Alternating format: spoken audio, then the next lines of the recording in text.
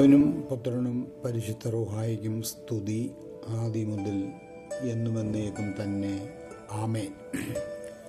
നമ്മുടെ കർത്താവായ മശിയ തമ്പുരാൻ്റെ മുന്നോടിയായി ഏലിയാവിൻ്റെ ആത്മാവിൽ ഭൂമിയിലേക്ക് കടന്നു വന്ന് കത്തിജ്വലിച്ച ഒരു തീജ്വാലയായി പെട്ടെന്ന് ഭൂമിയിൽ നിന്ന് മറഞ്ഞുപോയ കർത്താവിൻ്റെ സന്നിധിയിൽ കർത്താവിൻ്റെ ഭാഗത്ത് ഇരിപ്പാൻ യോഗ്യതയുള്ള സ്ത്രീകളിൽ ജനിച്ചവരിൽ യോഹന്നാനെപ്പോൾ മറ്റാരും ഇല്ല എന്ന് നമ്മുടെ കർത്താവ് ഓർപ്പിക്കുന്നത് പോലെ മഹത്വമേറിയ തിളക്കമേറിയ ഒരു ജീവിതം നമുക്ക് വേദപുസ്തകത്തിലൂടെ കാണുവാൻ സാധിക്കുന്ന പരിശുദ്ധനായ യോഹന്നാൻ മാഗ്ദാന, ജോൺ ദ ബാപ്റ്റിസ്റ്റ്, അദ്ദേഹത്തിൻ്റെ beheading of the John the Baptist ഇന്ന് പൗരസ്യ സഭകളും പാശ്ചാത്യ സഭകളും നൂറ്റാണ്ടുകളായിട്ട് ആ പിതാവിൻ്റെ ശിരച്ഛേദ ദിവസമായി ഓഗസ്റ്റ് 29 ആചരിക്കുകയാണ്. അദ്ദേഹത്തിൻ്റെ ജീവിതത്തിൻ്റെ മഹത്വം വേദപുസ്തകത്തിലെ വളരെ ചുരുങ്ങിയ ഭാഗങ്ങളിൽ മാത്രം നമുക്ക് കാണാനായിട്ട് സാധിക്കുന്നു. ആ പിതാവ് ജീവിച്ചിരുന്നത് കർത്താവിന് മുന്നോടിയായി അവസാന പ്രവാചകനായി യഹൂദ്യ മരുഭൂമിയിലെ ഒരു പ്രസംഗകനായി യെരുശലേമിലും യഹൂദ്യയിലുമുള്ള അനേകം മനുഷ്യർ അദ്ദേഹത്തിൻ്റെ അടുക്കലേക്ക് വന്ന് അദ്ദേഹത്തിന് മുമ്പിൽ മാനസാന്തര സ്നാനമേൽക്കുന്ന അതിപരിശുദ്ധനായ ഒരു വ്യക്തിയായിട്ട് വേദപുസ്തകം നമ്മെ സാക്ഷിക്കുന്നു. എന്നാൽ അദ്ദേഹത്തിൻ്റെ വാക്കുകൾ ഞാനോ കുറയണം, അവനോ വളരണം എന്നുള്ളതാണ്. അദ്ദേഹത്തിൻ്റെ മാർട്ടിടം, അദ്ദേഹം രക്തസാക്ഷിയായത് ഹെരോദ് അന്തിപ്പാസിൻ്റെ കാലമാണ്. ഹെരോദ് അന്തിപ്പാസിൻ്റെ കാലം ചരിത്രം രേഖപ്പെടുത്തുന്നത് BC 4 മുതൽ AD 39 വരെയുള്ള കാലഘട്ടമാണ്. ഈ പിതാവിൻ്റെ റെലിക്സ് ലോകത്തിൻ്റെ പല ഭാഗങ്ങളിലും ഉണ്ട് എന്നാണ് ചരിത്രം രേഖപ്പെടുത്തുന്നത്. സെബസ്തിയ എന്ന് പറയുന്ന സമറിയ വെസ്റ്റ് ബാങ്കിലുള്ള സ്ഥലത്ത്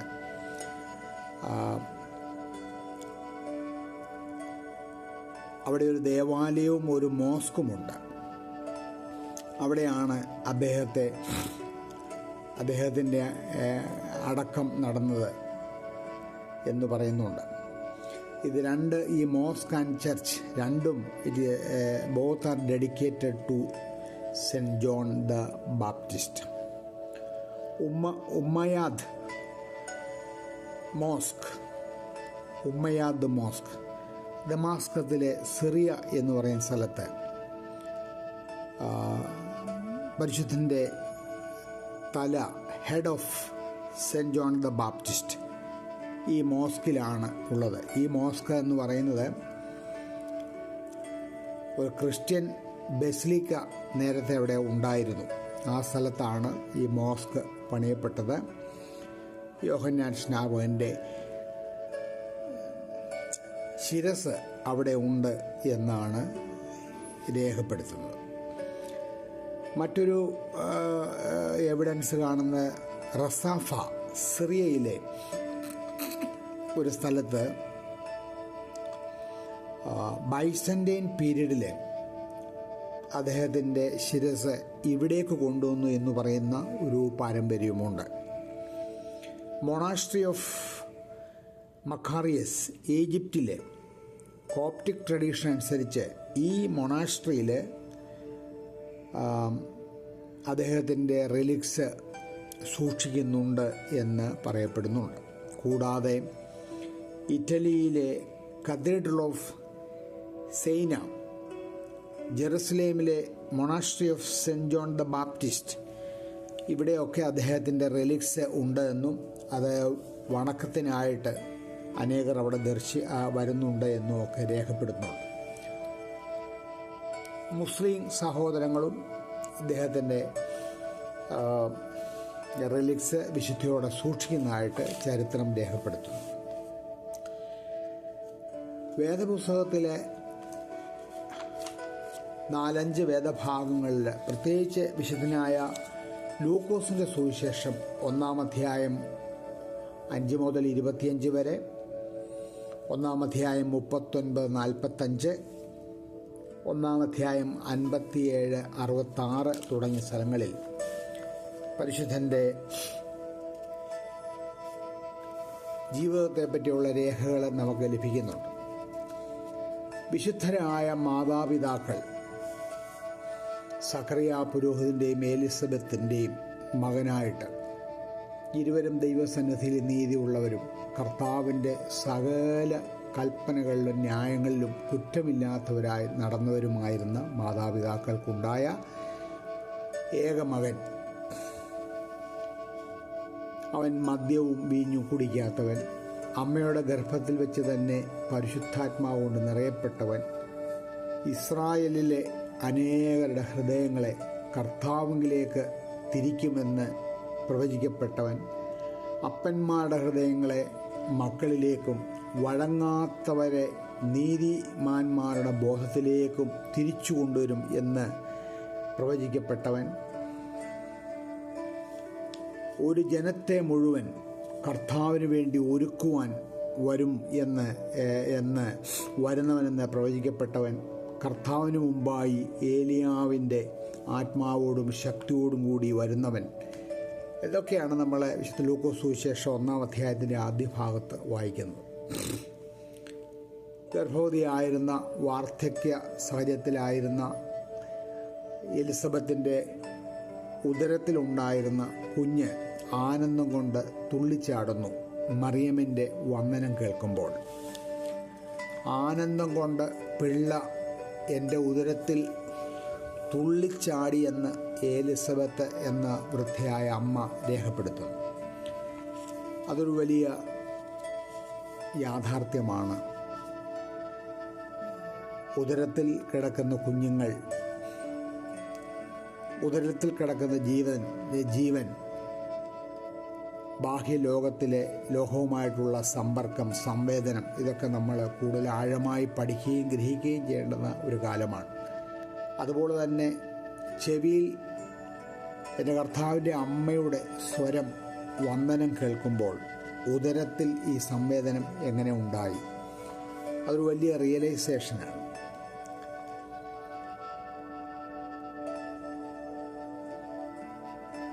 ആ ചാർച്ചയിലെങ്ങും ആർക്കും ഉണ്ടായിരുന്ന പേരല്ല ഈ മകന് നൽകുന്ന. യോഹന്നാൻ എന്ന പേര് ഈ മകന് നൽകുന്നു.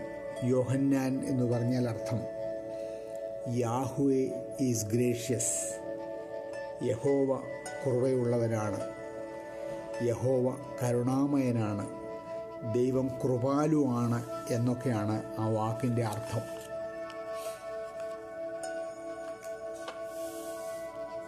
ലൂക്കോസിൻ്റെ സുവിശേഷത്തിലാണ് നമുക്ക് വ്യക്തമായ ഇങ്ങനെയുള്ള ഭാഗങ്ങൾ അദ്ദേഹത്തിൻ്റെ ജീവിതത്തെപ്പറ്റി ലഭിക്കുന്നത്. 1-ാം അധ്യായത്തിൻ്റെ അവസാന ഭാഗം സക്കറിയ പുരോഹിതൻ്റെ പരിശുദ്ധാത്മാവിൽ നിറഞ്ഞ പ്രവചനമാണ് അവിടെ കാണുന്നത്. ഈ യോഹന്നാൻ സ്നാപകൻ പ്രവാചകന്മാരിൽ അവസാനം വെളിപ്പെട്ടവനാണ്. ക്രിസ്തുവിലെ പ്രവചന ദൗത്യം ഉണ്ടെങ്കിലും പ്രവാചകന്മാരിൽ അവസാനമായി വെളിപ്പെട്ടവനാണ്.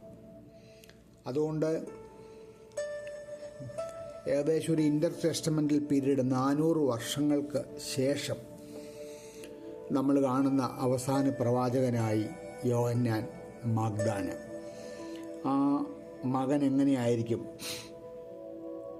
ആ മകനെ പറ്റിയുള്ള വലിയ പ്രവചനമാണ്, നീയോ പൈതലെ അത്യുന്നതൻ്റെ പ്രവാചകൻ എന്ന് വിളിക്കപ്പെടും. കർത്താവിൻ്റെ വഴി ഒരുക്കുവാനും നമ്മുടെ ദൈവത്തിൻ്റെ ആർദ്രകരുണയാൽ തൻ്റെ ജനത്തിന് പാപമോചനത്തിൽ രക്ഷാപരിജ്ഞാനം കൊടുക്കാനുമായി നീ അവന് മുമ്പായി നടക്കും. ഇരുളിലും മരണനിഴലിരിക്കുന്നവർക്ക് പ്രകാശം ഉദിച്ചു. നമ്മുടെ കാലുകളെ സമാധാന മാർഗത്തിൽ നടത്തേണ്ടതിന് തൻ്റെ ആർദ്രകരുണയാൽ ഉയരത്തിൽ നിന്ന് ഉദയം നമ്മെ സന്ദർശിച്ചു. ദൈവത്താൽ സ്നേഹിക്കപ്പെടുന്നവരെ, ഈ പരിശുദ്ധൻ്റെ ജീവിതം നമ്മെ സംബന്ധിച്ചോളം വളരെയധികം ധ്യാനിക്കേണ്ടതും വലിയ യാഥാർത്ഥ്യങ്ങൾ കണ്ടെത്തേണ്ടതുമാണ്. നമുക്കറിയാം, ഈ പരിശുദ്ധൻ്റെ ജീവിതം അവസാനിക്കുന്നത്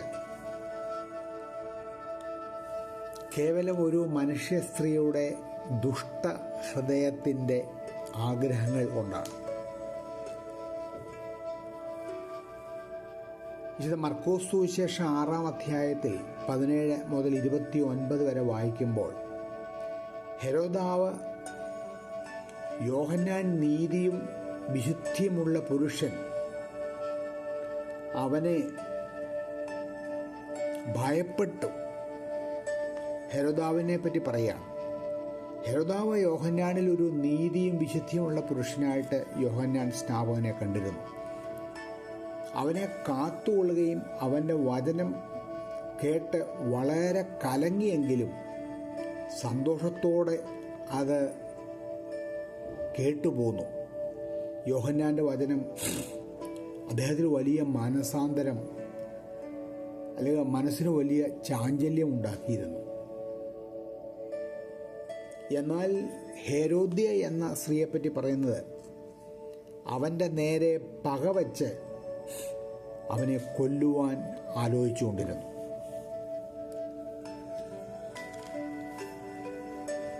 വളരെയധികം ശക്തമായി നാം ധ്യാനിക്കേണ്ട വിഷയമാണ്. ഹെരോദാവ് യോഹന്നാനിലുള്ള ദൈവീയത കണ്ടെത്തിയെങ്കിലും തിരിച്ചറിഞ്ഞെങ്കിലും അതിൽ തൻ്റെ മനസ്സ് ആ വ്യക്തിയുടെ പ്രവചനങ്ങളിലൂടെ വാക്കുകളിലൂടെ കേട്ട് അദ്ദേഹത്തിനൊരു കലക്കമുണ്ടായെങ്കിലും അടിസ്ഥാനപരമായൊരു മാറ്റത്തിന് തുടക്കം കുറിച്ചെങ്കിലും ഒരു രൂപാന്തരം സംഭവിച്ചില്ല. അതുകൊണ്ട് ആ ദുഷ്ട സ്ത്രീയുടെ വാക്കുകൾക്ക് അദ്ദേഹം വശംവദനാകേണ്ടി വന്നു. തലവെട്ടി നൽകണം എന്ന് ആഗ്രഹിക്കുമ്പോൾ രാജാവ് വളരെയധികം ദുഃഖിതനായി എന്ന് അവിടെ രേഖപ്പെടുത്തുന്നു. ആരെയും വിരുന്നുകാരെയും ഞാൻ ചെയ്ത ആണയെയും വിരുന്നുകാരെയും ഓർത്ത് ആ കൃത്യം നിർവഹിച്ചു എന്നാണ് വിശുദ്ധ മർക്കോസിൻ്റെ സുവിശേഷത്തിൽ രേഖപ്പെടുത്തുന്നത്. അപ്പം നമ്മുടെ മനസ്സിൻ്റെ ഓറിയൻറ്റേഷൻ അത് ശക്തമായി രൂപപ്പെട്ടില്ല എങ്കിൽ അതൊരു നന്മയിലേക്ക് വരാത്ത അനുഭവം ഉണ്ടാകും. ദുഷ്ട മനുഷ്യരുടെ സ്വാധീനങ്ങളിൽ നമ്മളെ വശംവദരായി പോകും. വിശുദ്ധ മത്തായിയുടെ സുവിശേഷത്തിൽ സ്ത്രീകളിൽ ജനിച്ചവരിൽ യോഹന്നാനെ പോലെ വലിയവനാരുമില്ല എന്നാണ്. അതെന്തൊരു വലിയ സാക്ഷ്യമാണ്.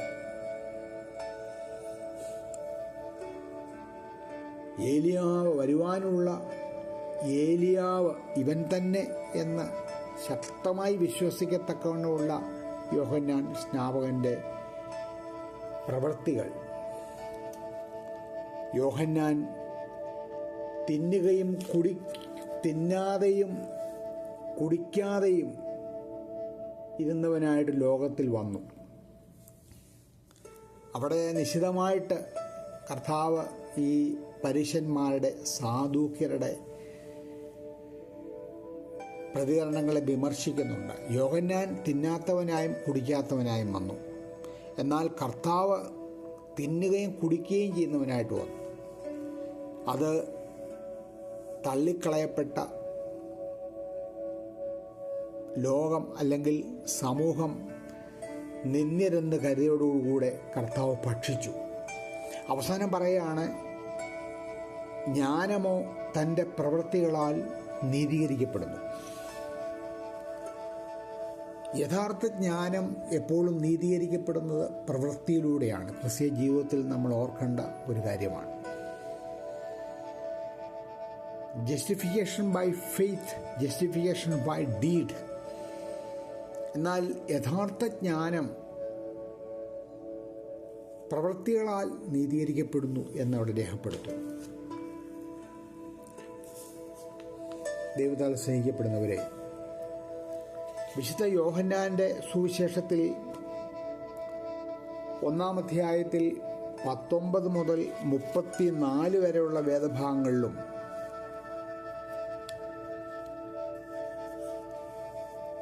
യോഹന്നാനോട് യഹൂദന്മാർ ചോദിക്കുന്നുണ്ട്,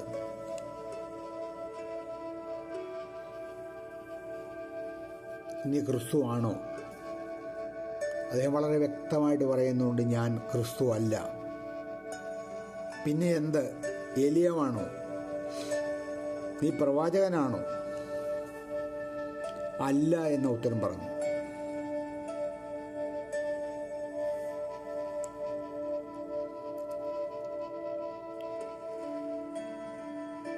എന്നാൽ കർത്താവിൻ്റെ വരവിനെ പറ്റിയുള്ള വ്യക്തമായ ബോധ്യങ്ങൾ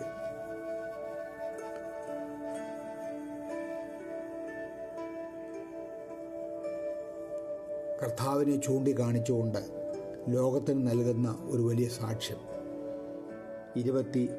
വിശുദ്ധ യോഹന്നാന്റെ സുവിശേഷം 1-ാം അധ്യായം 29.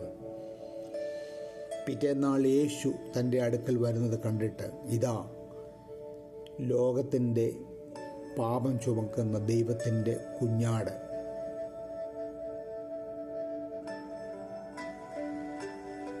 അവൻ എനിക്ക് മുമ്പേ ഉണ്ടായിരുന്നതുകൊണ്ട് എനിക്ക് മുമ്പനായി തീർന്നു എന്ന് ഞാൻ പറഞ്ഞവനിവൻ തന്നെ.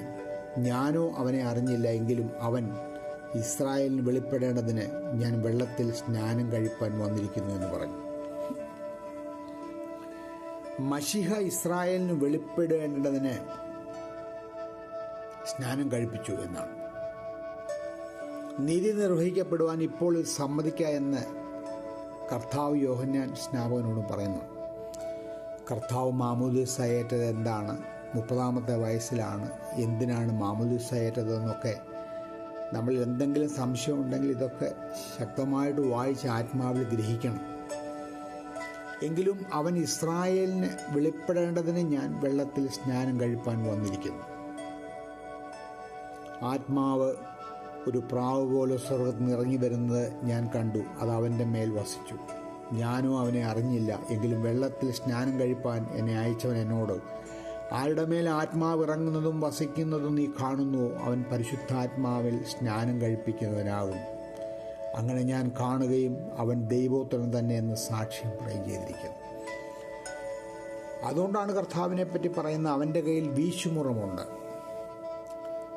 അവൻ പതിരായിരിക്കുന്നതിനെല്ലാം വീശി പതിരുകളെ മാറ്റുന്നവനാണ്. യോഹന്നാൻ സ്നാപകനെ പറ്റി എത്ര ആഴമായി നമ്മളെ ഗ്രഹിക്കണം അദ്ദേഹത്തിൻ്റെ ജീവിതത്തെപ്പറ്റി. അദ്ദേഹത്തിൻ്റെ ജീവിതത്തെപ്പറ്റി നമ്മൾ പഠിക്കുമ്പോൾ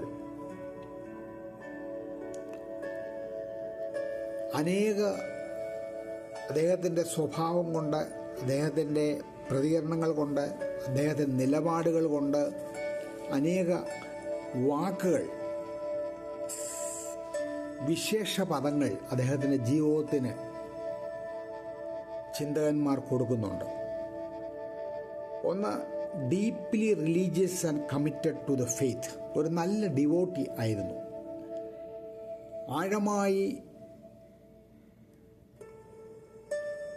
ആഴമായി ദൈവ ആശ്രയവും ദൈവവുമായിട്ടൊരു ബന്ധമുള്ള ആളും, അതുപോലെ തന്നെ താൻ എന്തിന് ഭൂമിയിൽ വന്നു എന്നും ദൈവമായിട്ടുള്ള ആഴമായ ഒരു വിശ്വാസ ബന്ധത്തിലും നിന്നതുകൊണ്ടാണ് സധൈര്യം അദ്ദേഹത്തിന് അനീതി ചൂണ്ടിക്കാണിക്കുവാനുള്ള ബലം നൽകിയത്.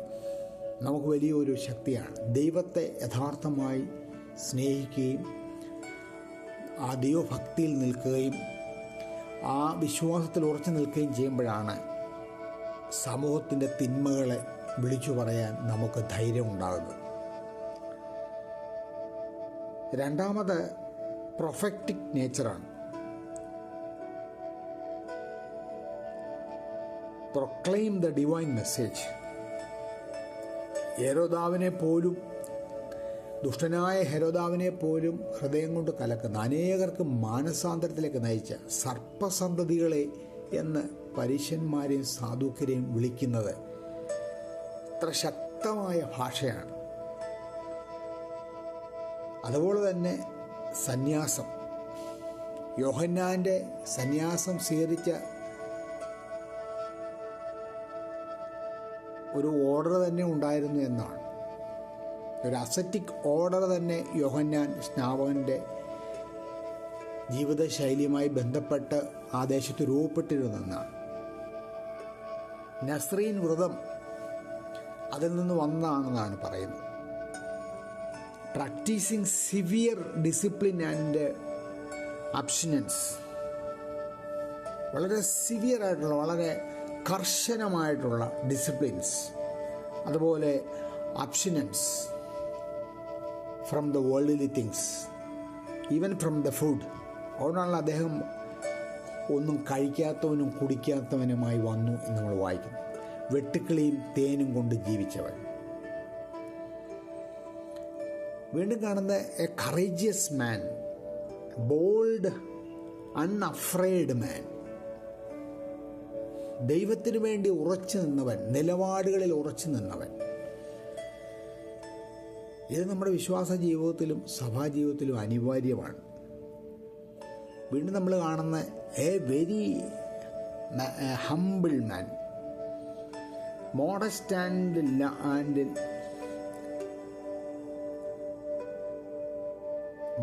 And lovingly acknowledging his role as the forerunner of Jesus. അദ്ദേഹം മനഃപൂർവ്വം അല്ലെങ്കിൽ താഴ്മയോടെ അംഗീകരിക്കുകയാണ്, ഞാൻ അവനല്ല, ഞാൻ മശിഹയ്ക്ക് മുമ്പായി, രക്ഷകന് മുമ്പായി വന്ന ഒരു വഴികാട്ടി മാത്രമാണ്, അവൻ്റെ ഒരു മുന്നോടി മാത്രമാണ്. ഞാനോ കുറയണം, അവൻ വളരണം. വീണ്ടും കാണുന്നത് സെലസ്നസ് ആണ്, ഒരു എരിവ്. Committed to his mission of preaching repentance. അനുതാപപ്രസംഗി. നിങ്ങൾ എന്ത് കാണുവാനായിട്ട് മരുഭൂമിയിൽ വന്നു എന്ന് ചോദിക്കുന്നുണ്ട്. Committed to the mission. കർത്താവായ യേശു ക്രിസ്തുവിൻ്റെ ആ പ്രൊഫറ്റിക് മിഷൻ, കർത്താവായ യേശു ക്രിസ്തുവിൻ്റെ അനുതാപം പ്രസംഗിക്കുവാനുള്ള മിഷൻ, അത് സഭയ്ക്ക് ഉണ്ടാകണം. സഭയിൽ നന്യമായി പോകരുത്. യോഹന്നാൻ സ്നാപകൻ എന്ന അവസാന പ്രവാചകൻ എവിടെ അവസാനിക്കുന്നു അവിടെയാണല്ലോ കർത്താവ് തൻ്റെ ശുശ്രൂഷ ആരംഭിക്കുന്നത്. കർത്താവ് ശുശ്രൂഷ എവിടെ പൂർത്തീകരിക്കുന്നു അവിടെയാണല്ലോ ശിഷ്യന്മാരെ തൻ്റെ ശുശ്രൂഷ പരമേൽപ്പിക്കുന്നത്. അതുതന്നെയാണല്ലോ പരിശുദ്ധ സഭയെ പരമേൽപ്പിച്ചിരിക്കുന്നത്. അതുകൊണ്ട് committed to the mission of preaching repentance. നമ്മുടെ എല്ലാ പ്രവചന അല്ലെ വചന ഘോഷണങ്ങളും it should lead a person to repentance. ഓരോ ആത്മാക്കളെയും അനുതാപത്തിലേക്ക് നയിക്കണം, മാനസാന്തരത്തിലേക്ക് നയിക്കണം. അതാണ് സഭയുടെ ദൗത്യം. വീണ്ടും കാണുന്നത് a righteous person, morally upright and just in his action. പ്രവൃത്തികളിലെല്ലാം നീതി പുലർത്തുന്ന ഒരു മനുഷ്യൻ. അതോടൊപ്പം തന്നെ കാണുന്നത് a charismatic person, inspiring devotees, attracting followers with his powerful presence. അദ്ദേഹത്തിന് വലിയൊരു ശിഷ്യ സമൂഹം ഉണ്ടായിരുന്നു. ദൈവത്താൽ സ്നേഹിക്കപ്പെടുന്നവരെ, ഈ പരിശുദ്ധൻ്റെ ശിരച്ഛേദത്തിൻ്റെ ഓർമ്മ ദിവസം ആകുന്നു ഇന്ന്. ഇത്രമാത്രം കർത്താവിന് വേണ്ടി തീഷ്ണതയോടെ ജീവിച്ച ഒരു പ്രവാചകൻ എന്നുള്ള നിലയിൽ ശക്തമായി ദൈവത്തിന് വേണ്ടി നിലനിന്ന ഒരു ആത്മാവെന്നുള്ള നിലയിൽ പറയേണ്ട കാര്യങ്ങൾ പറഞ്ഞ് തനിക്ക് നിശ്ചയിച്ച കാലം കഴിഞ്ഞ് ലോകത്തിൽ നിന്ന് കടന്നു പോകുന്ന കത്തിജ്വലിച്ച ഒരു തീജ്വാല പോലെ, ഒരു വിളക്ക് പോലെ വളരെ പെട്ടെന്ന് ഭൂമിയിൽ നിന്ന് പൊലിഞ്ഞു പോയ കർത്താവിന് വേണ്ടി വഴിയൊരുക്കിയ നിന്നെ പ്രസവിച്ച മറിയാമും നിന്നെ മാമോദീസ മുക്കിയ യൂഹാനോനും ഞങ്ങൾക്ക് വേണ്ടി അപേക്ഷിക്കും. കർത്താവെ, ഞങ്ങളോട് കരുണ ചെയ്യണമേ. അതാണ് വിശുദ്ധ കുർബാനയിൽ തുടക്കത്തിൽ പറയുന്നത്. ഇവർക്ക് രണ്ടുപേർക്കുമാണ് ആ മഹത്വത്തിൽ കർത്താവിനോട് കൂടെ ഇരിക്കുവാൻ ഏറ്റവും ശ്രേഷ്ഠത. ഈ പരിശുദ്ധൻ നമ്മുടെ മുമ്പിൽ അതിപരിശുദ്ധമായ ജീവിതം, മാതാപിതാക്കളുടെ ജന്മം കൊണ്ടും അവരുടെ ജീവിതം കൊണ്ടും ആ ജീവിതത്തിൻ്റെ വിശുദ്ധി കൊണ്ടും ലോകത്തിന് ലഭിച്ച അതിപരിശുദ്ധനായ ഒരു മനുഷ്യൻ. ജീവിതത്തിൽ വളരെ നിഷ്ഠയുണ്ടായിരുന്നവൻ, ദൈവത്തോട് അതുല്യമായ സ്നേഹം, അതുല്യമായ വിശ്വാസം പുലർത്തിയ, അതുകൊണ്ട് തന്നെ തീഷ്ണവാനായിരുന്ന മനുഷ്യൻ. പറയേണ്ടത് ശക്തമായിട്ട് പറയുവാനുള്ള ഭാഷ, അത്വര ശക്തി ലഭിച്ചവൻ. ഈ പരിശുദ്ധൻ്റെ മധ്യസ്ഥത നമുക്കെല്ലാവർക്കും കോട്ടയായിരിക്കട്ടെ.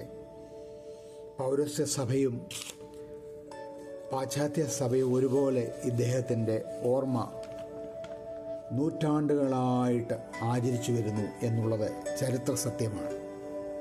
അതുകൊണ്ട് നീതിമാൻ്റെ ഓർമ്മ എന്നും എന്നേക്കും നിലനിൽക്കും. ഈ പരിശുദ്ധൻ്റെ മധ്യസ്ഥതയാൽ തമ്പുരാൻ നമ്മുടെ ആത്മീയ ജീവിതത്തെ ബലപ്പെടുത്തട്ടെ. നാം ആയിരിക്കുന്ന സ്ഥലങ്ങളിൽ പരിശുദ്ധാത്മാവ് ഗർഭത്തിൽ തന്നെ ഈ പിതാവിൽ വസിച്ചതുപോലെ നാമും അതിശക്തമായ പരിശുദ്ധാത്മ കൃപയിൽ നിൽക്കുവാൻ തീഷ്ണമായി പ്രാർത്ഥിച്ചുകൊണ്ട് ദൈവമുമ്പാകെ ബലപ്പെടാം. അങ്ങനെയെങ്കിൽ ഈ ലോകത്തിൻ്റെ അധർമ്മത്തിന് നേരെ കണ്ണടയ്ക്കാതെ, ഈ ലോകത്തിൽ കളങ്കം പറ്റാതെ, ഈ ലോകത്തിന്മേൽ വീഴാതെ വിശുദ്ധിയോടെ ജീവിക്കുവാനായി സാധിക്കും. അങ്ങനെയെങ്കിൽ ദൈവസന്നിധിയിൽ സ്ത്രീകളിൽ ജനിച്ച ഇവനെപ്പോലെ വലിയവൻ ആരുമില്ല. ദൈവം നമ്മെ തിരിച്ചറിയുകയും തൻ്റെ വലിയ കാര്യങ്ങൾ നമ്മിലൂടെ പ്രവർത്തിക്കുകയും ദൈവഹിതപ്രകാരം നമുക്ക് നമ്മുടെ ജീവിതത്തെ ക്രമീകരിക്കാനായി സാധിക്കും. ഈ പരിശുദ്ധൻ്റെ മധ്യസ്ഥൽ അഭയം പ്രാപിക്കാം. ദൈവം നമ്മളെ എല്ലാവരെയും സമർത്ഥമായി അനുഗ്രഹിക്കട്ടെ. ഇതാ ലോകത്തിൻ്റെ പാപത്തെ ചുമക്കുന്ന ദൈവത്തിൻ്റെ കുഞ്ഞാട് എന്ന് കർത്താവിനെ നമുക്ക് പരിചയപ്പെടുത്തിയ ഈ പിതാവിനോട് ചേർന്ന് ആ കുഞ്ഞാടിൻ്റെ രക്തത്തിൽ കഴുകി വിശുദ്ധരാക്കപ്പെട്ട ആ ഗണത്തോട് ചേർന്ന് നിൽക്കുവാൻ, ആ വിശുദ്ധ വസ്ത്രധാരികളായി കുരുത്തോല പിടിച്ച് ആ സ്വർഗീയ കൂട്ടായ്മയിലായിരിക്കാൻ ദൈവം നമ്മളെ എല്ലാവരെയും സഹായിക്കട്ടെ. ഈ വാക്കുകളാൽ ദൈവം നമ്മളെ എല്ലാവരെയും ആത്മാവിൽ ബലപ്പെടുത്തട്ടെ.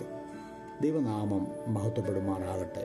സഹോദരങ്ങളെ, ഈ വാക്കുകൾ നിങ്ങൾക്ക് നല്ല അനുഭവങ്ങൾ, ആത്മീയ നല്ല അനുഭവങ്ങൾ നൽകുന്നുവെങ്കിൽ, ചിന്തോദ്ദീപമായ അനുഭവങ്ങളായിട്ട് നിങ്ങൾക്ക് മനസ്സിലാക്കപ്പെടുന്നുവെങ്കിൽ, നിങ്ങൾ മനസ്സിലാക്കുന്നുവെങ്കിൽ നിങ്ങളുടെ സ്നേഹിതരെയും ഇത് അറിയിക്കുവാൻ നാം കടപ്പെട്ടിരിക്കുന്നു. ദൈവം നമ്മളെ എല്ലാവരെയും അനുഗ്രഹിക്കട്ടെ.